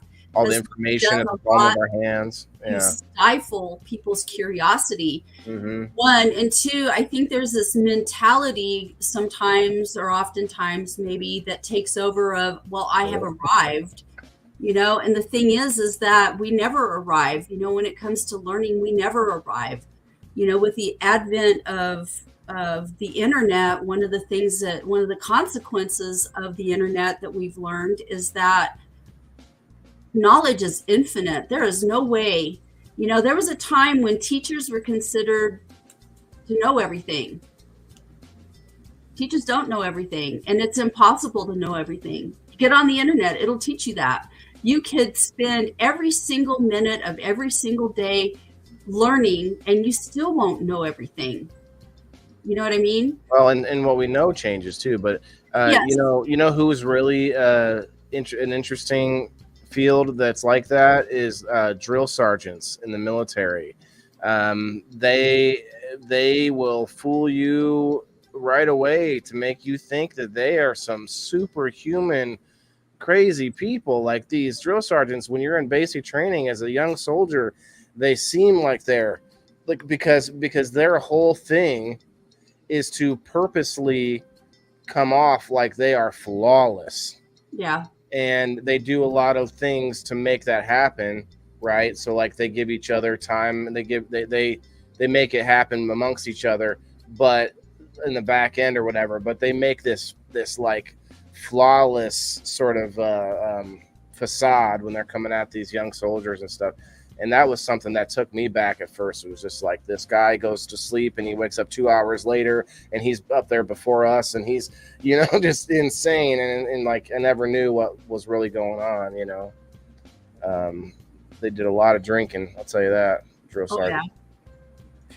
Yeah. But I feel like a lot of the times, this whole idea of specialization, we get into, it's like we have somehow in our minds, and this is where you become stagnant, is when you think you have arrived, that you've learned everything you need. And it's like, really, you haven't, because knowledge is infinite. And I like medical professionals, when I get a doctor that's stagnant, where they think they know everything, then I'm going to start looking for a different doctor. Because if I go in and I have a situation that doesn't fit within the criteria of what they know, they're not looking out for my best interests. I want somebody that's going to be innovative, that's willing to listen and learn and to take risks to some degree. And most doctors are very, very conservative because they're scientists at the very basis of anything in the medical field. They're scientists, and scientists want that research methodology that's gonna, that's a proven, this is, if I do this and I do this methodology, then this is going to be my outcome. Not all of them, though. Come on, let's be real. Let's be real. There's a lot of scientists, or there's a lot of scientists, and there's a lot of doctors that are bought off by dollars, and not just dollars. Not necessarily their fault. It's also like at the dollars are at the point of the end of a gun too. The governmental stick. They're like, hey, here you go. Do you want this stick or do you want these dollars? And a lot of times, man, I'm telling you, the CDC. You remember when half of the CDC quit because of how fake they were being during COVID? Half of the, and I'll look it up. Half of the employees either quit or it might have been they chose not to take the vaccine or they refused to take it or something. It was a story. I'll have to look it up. But I'm just saying, we can't just trust people because they went to school to do something, because I tell you what, we've got some depraved people in every sector of every type of thing we do, So you got to always be looking out for yourself, doctors especially. And we've talked about this before in medical episode a couple times, I think, Jason, where doctors they don't have a lot of time to do research, so they're fed information by medical journals, and then the medical journals have actually been shown to be corruptible. And go look up James Lindsay and all of the fake journals that he had published and accredited. What is it called? There's a term, medically accredited. No, I can't think of it off the top of my head. But anyway, these in these journals where they're supposed to be the cutting edge information, and they were fake. They published them on purpose to see if they could get them passed. So we got to be real. We got to be careful. I think, to your point, that is the real world version of a scientist, and I agree. And I think science is ever changing. It should be the awe of finding out stuff, whether it's what you thought it would be or not. And I love that about science personally. I like to just explore it and figure out what's going to happen. I don't want to think I already know what's going to happen, But we all have that bias in us where we're I want to be right about what's about to happen. And so then people have that too, where they can allow themselves to nudge things and change the data just a little bit. And man, I don't know. Our science community has not fostered a lot of trust in me lately. I think that society in general is not fostering a lot of trust in anybody. Touche. We have evolved into people that aren't ethical anymore. Well, to bring it back to you guys talking about it, I firmly believe that every institution we have reflects that. That's why our freaking politicians are so corrupt. We've lost a bit, yeah, for sure. We've lost the morals, or at least a shared moral. And some of that is the fact that we've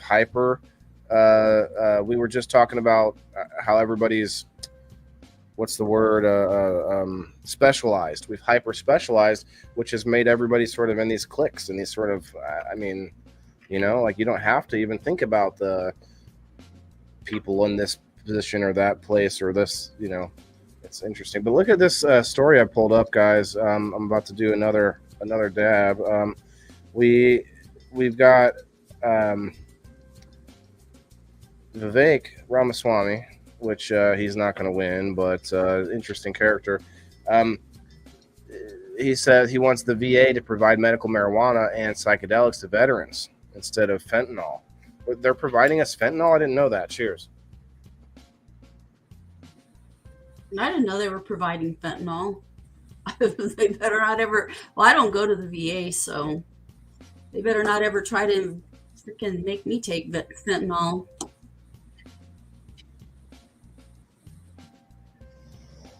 There is a push, though. I think the VA did do some testing recently with veterans, like we saw. I think we read it earlier, PTSD with psychedelics and cannabis, Yeah, they have. I've seen that. and also with MDMA. Yeah. I think that would be interesting. Send me some MDMA. I'll let you know how it goes. I would rather have PTSD. It scares me to take anything that's going to afflict my brain like that. There's too many unknowns for me and my body. For me and my body, there's too many. I have too many reactions that are not normal to stuff. You know, like it's funny. People would say that about cannabis. Yeah, you would. Marijuana does not affect me in the same way that it affects most people. You know, certain strains or a lot of the strains. I cannot do indica at all. It helps my anxiety. It doesn't make it worse. A lot of people, like Jason had said earlier, some people get that enhanced anxiety. It doesn't do that to me. Yeah, it doesn't do that to me either. Like, supposedly sativa is supposed to be an upper. Dude, I can smoke just about every strain that I've ever smoked of sativa.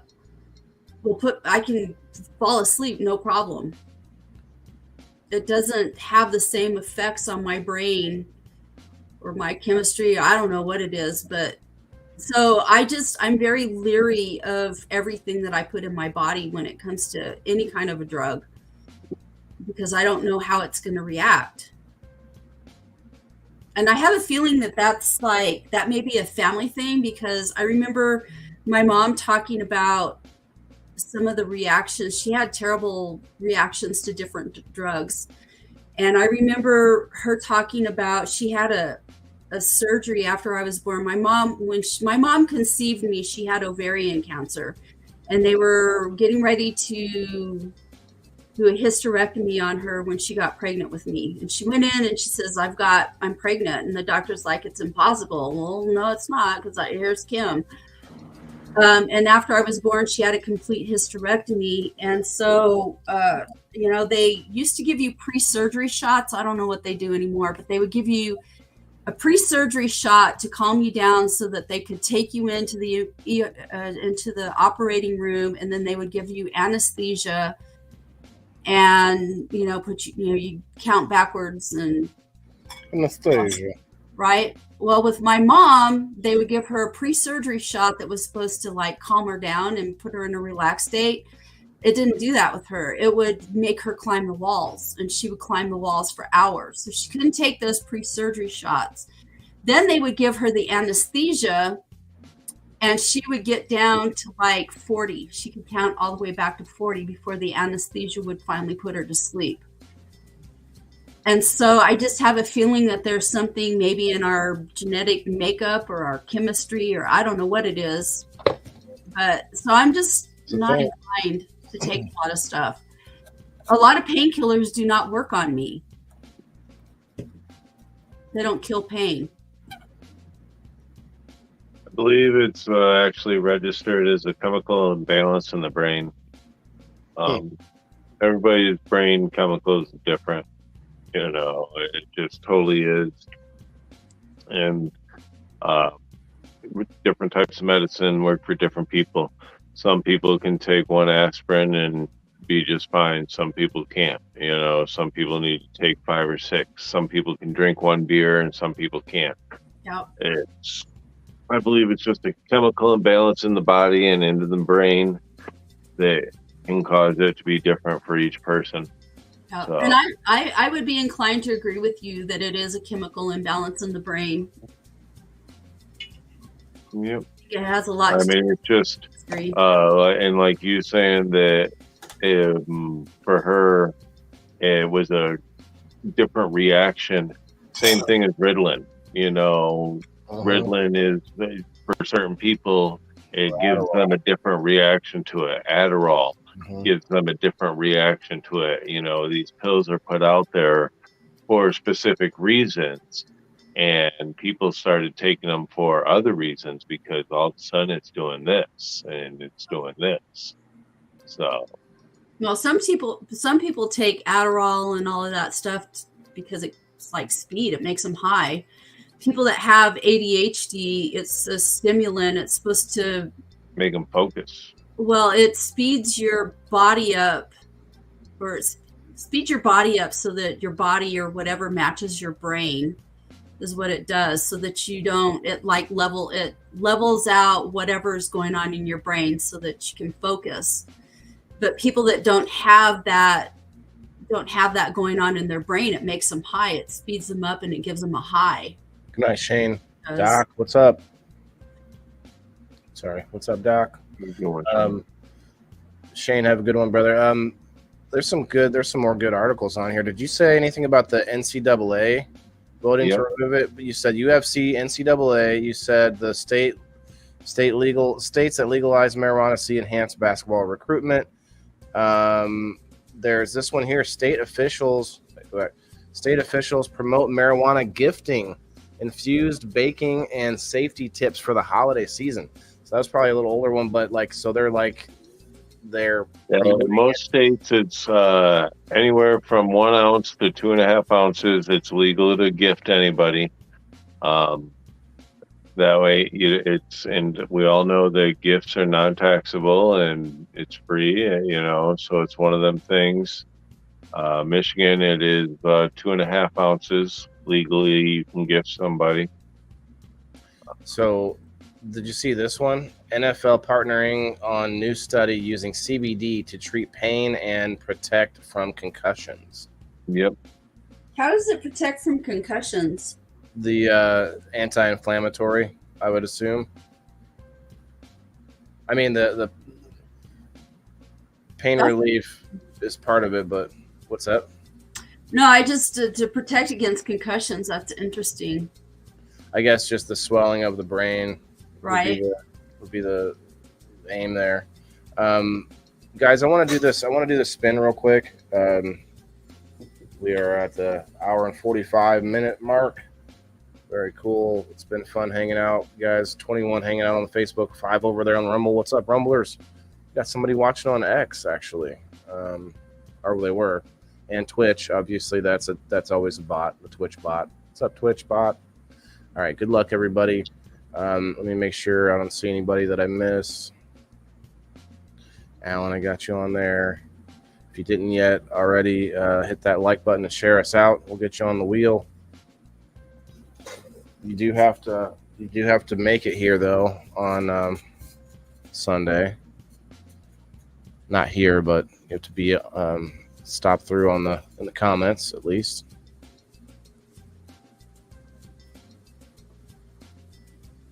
Man, my furnace is not sounding good.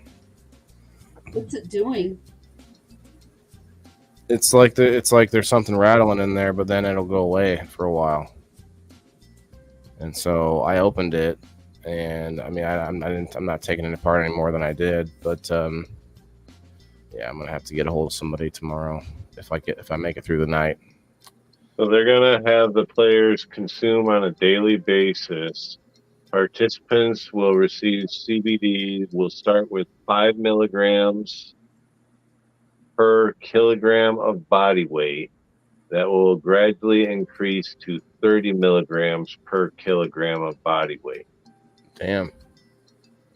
I mean, how many this kilograms? Study is designed to investigate anti-inflammatory and neuroprotection of the CBD formulation to determine whether or not it can be used on a daily basis. Chris, that's what I'm thinking, bro. I'm thinking about just kicking it. I did have my power company actually just out recently looking at it, and they have this program I got into that had them come and check it out and stuff. And so they had this guy. They sent a HVAC company, and he did some work on it. And so at least I now have like a target. Like, okay, there you go, power company. Now you can buy me a new furnace after whatever happened. So that was the thing, is like whether it could be repaired or whether it was within certain parameters to be replaced. because there was a chance I could get a whole new one, but mine's not all that. It's not terribly old. It's not new, but you get my drift. And it didn't quite meet the parameters, but it sounds like whatever they fixed wasn't enough. Maybe they just added a seal and I think a new belt or something. There could be something in there. I thought maybe some ice got in there from the what's it called, radon detector machine that goes outside. It's a big tube. Anyway, let's spin this, guys. Good luck. I like this on Thursdays. I'm going to keep doing this because the game night is only getting better. It's only getting bigger. Kim, I believe you can play this week, so we might see you this week. We've got a few. I guess I should put that out here for anybody who's waiting on prizes. Let me know if you are, because I'm trying to put together a list of anybody that has already been notified. And then also we've got sort of some rotating sponsors on game night, some that have sent me stuff and I haven't gotten more stuff yet. Like I need to go around to some of the local shops and get some stuff, and I think I'm gonna start making sort of a package of a bunch of things together, kind of like the Grow Fan box a little bit, but with different sponsors from game night, and make it like a one thing, because then we have, of course, all of the gift cards as well. Dolores has been wanting to get into game night. That's exciting. Are you here, Dolores? I guess I should have said ahead of time. I'm not too worried if she's not here. I guess I can probably just let her know. I'm not too worried about it. If it was like a physical item or a paid giveaway or something, then oh, she is here. There you are. Heck yeah, Dolores. So yeah, we'll get you in there on Sunday if you come through on 5:30 Central Time. Congratulations. Yeah, and that gets you in as on one of the teams. And I have already started working on this week's game. I'm actually pretty happy about it. It's interesting. It's very different, I'm gonna say. Well, no, I'm not even gonna say that. I'm excited for it, but we'll see. I think so. There'll be 4 teams. So we'll be looking for 4 team captains. Who won last week? Was that Sarah? Sarah, I think you won last week, if I'm not mistaken.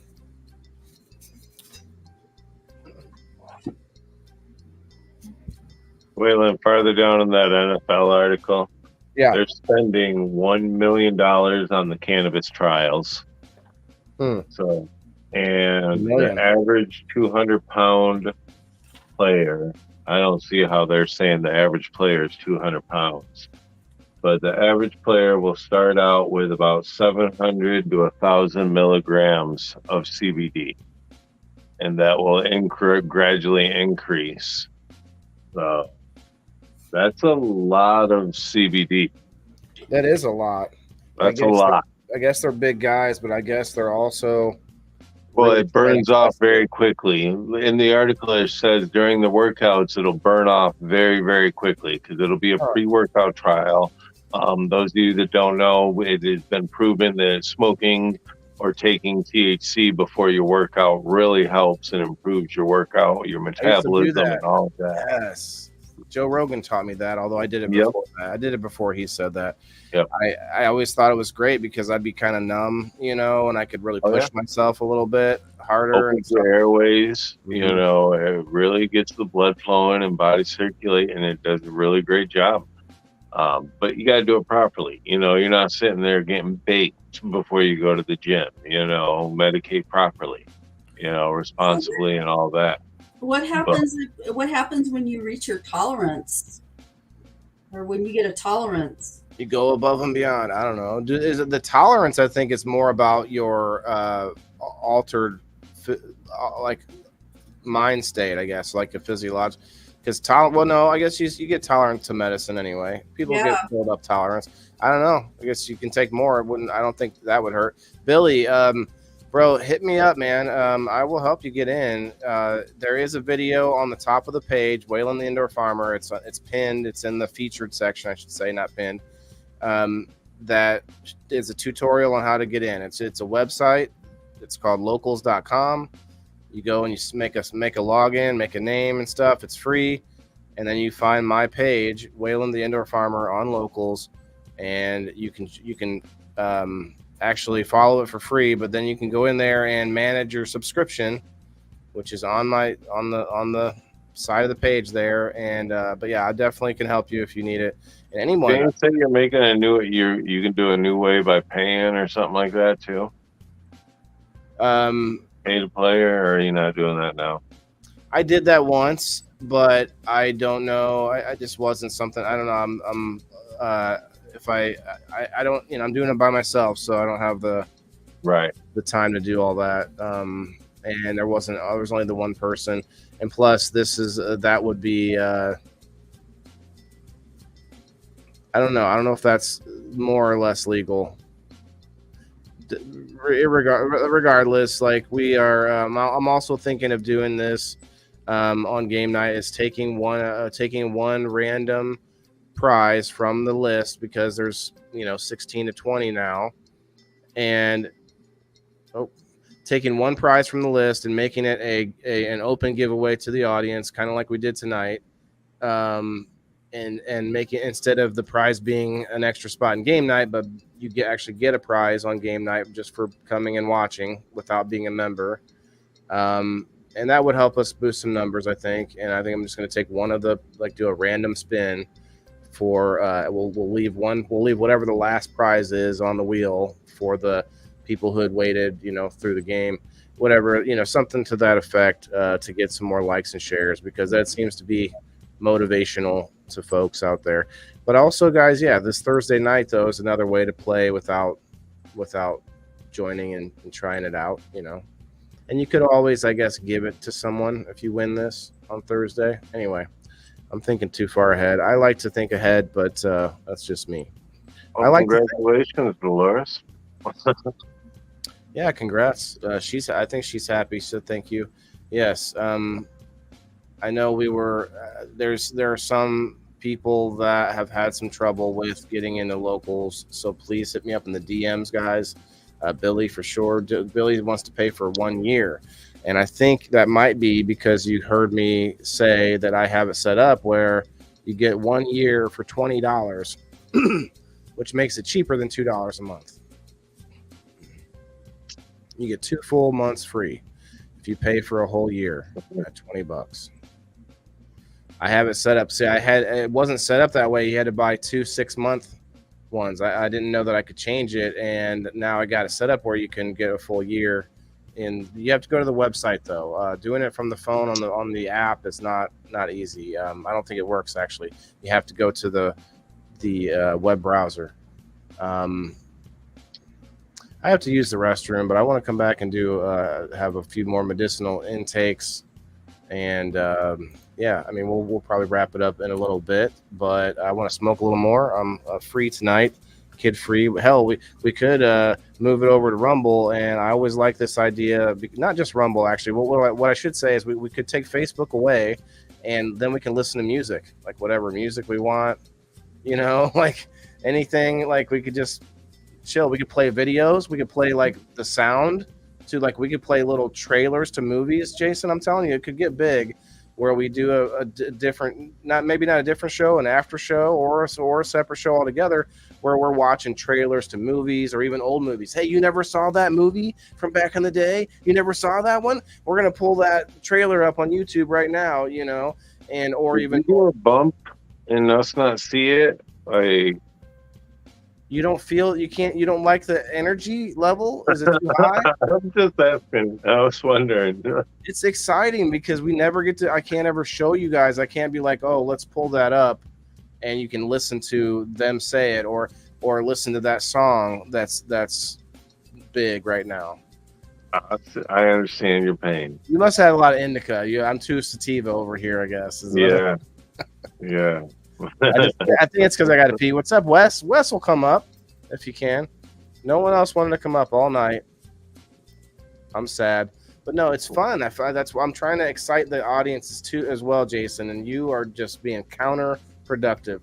But I tell you what, sometimes in the last Billy says send him a link. He'll come hang out with you.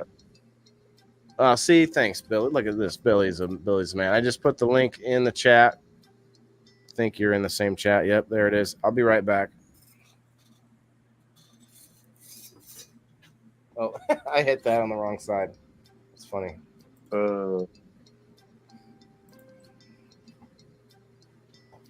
Cheers, everybody. Happy Thursday. Can you believe this month's almost over? It's crazy, dude. Like, I have been at work 2 days out of this whole month that we've been back to school because I've been out sick. I'll go back tomorrow. None of the kids had school at all this week because of the cold temperatures. The weather has just been unbelievably bitter cold. Oh, I know. You guys got nailed. You're in Michigan, right? Yeah. Wow, you guys got nailed over there on the East Coast, man. Even Florida had cold temperatures. I think we're going to have a problem with citrus fruit being expensive. I think it's going to, and I don't know the impact it's going to have on the citrus crops. So just be aware that It's already expensive. Yeah, but it's really, I think it's, I believe it. Because, you know, so much citrus is grown in Florida and it got cold down there. As soon as he gets back, Billy, because I don't know exactly. Let me see if I can send one to you. Good.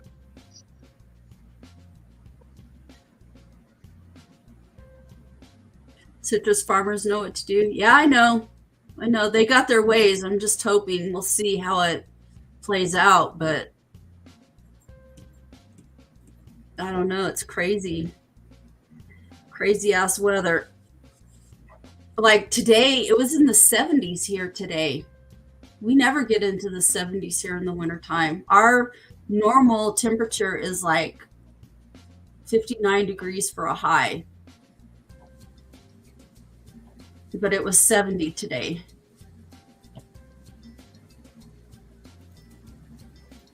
And we had warm weather all the way up to Steve-O, come back. through I Christmas. heard a poop and then it was gone. It was Steve-O. I saw you. He's like, I'm a ninja in and ninja out. He's like, just kidding. Yeah. Well, I mean, Steve-O had like 300 people in his live earlier, so we're probably He had a good one from what I understand. Did he? all fries. I was talking to a friend of mine on the phone. I have this. We were. Good night, Heather. Good night, Heather. I do got to get out of here too, guys. I got an early morning, so 4 o'clock comes real early. Yeah, we're at that 2-hour mark, so we're gonna wrap it up. I'm gonna hit this bong here, and then what were you saying, Kim? Appreciate you guys. Have a great night, everybody. All right, later. I don't know, what was I saying? What was I talking about? I'm not sure, but we got Wes. What's up, Wes? What's up, man?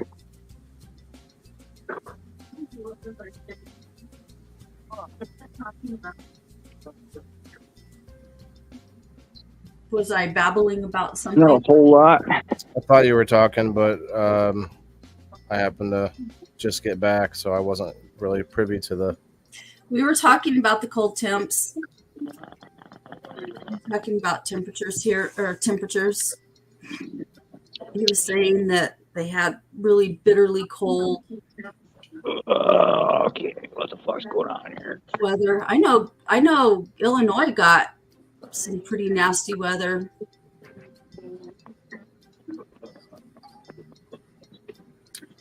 All right, Wes, I know you just got here, but pretty much wrapping it up. So thank you for coming up. Not a problem, dude. That's what tonight's all about. Tonight is the night where we should have, full boxes, but not every topic tickles people's fancy, I guess. I like current events because it keeps us current about events.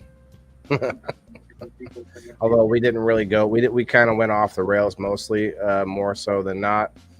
But we did hit a bunch of good stories though too. So I'm happy to do both. But yeah, we're gonna be looking at some little more serious topics here coming up. I'm also thinking about rehashing some of the very early episodes from 2 years ago, like PTSD, a few other ones. So anyway, you guys, thank you very much. It's been awesome. If you haven't yet, hit the like button and go follow Kim. Go check out her group, Legit Bean Review Remastered.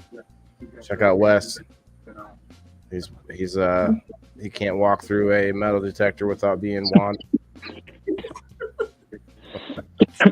Thanks, man. Thanks. Yeah. That's it's something. All right, no, thanks, man. You guys all have a good night. We'll see you on game night. Dolores gets to play.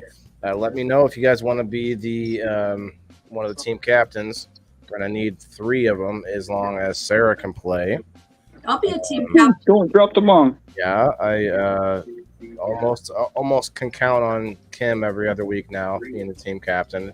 Every week if she could, but you can if you win. We'll see. I don't care about winning. I just care about whoever's on my team. That's how listen, I mean, I want to try to make those the same thing where you're winning gets you what we could do. Oh wow,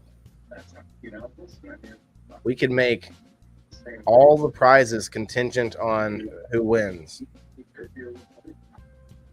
So I could make a different game where everyone's getting points, and whichever team gets the most points gets every single prize.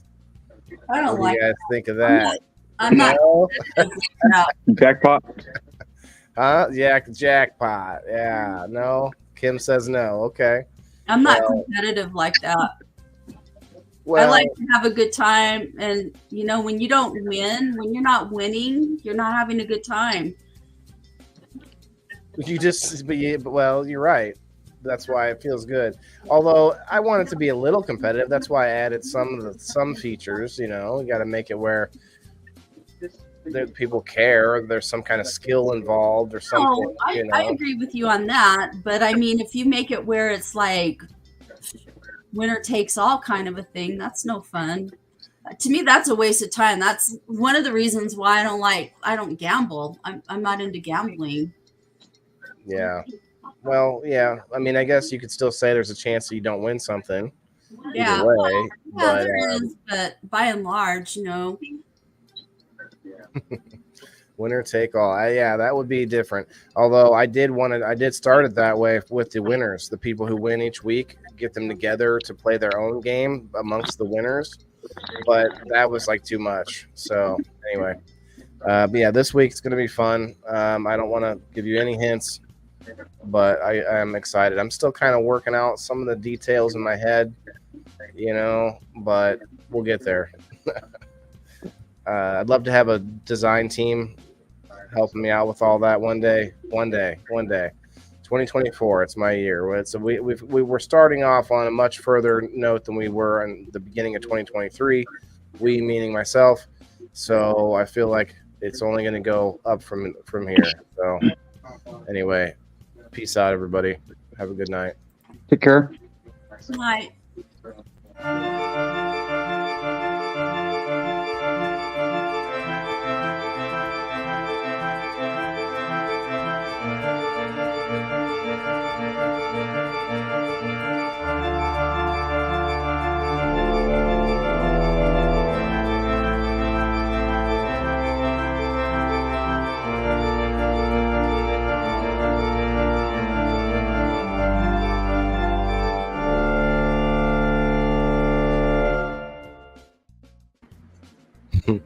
Hi, Kasia. Good night, Kasia. Good night, everybody. Thanks.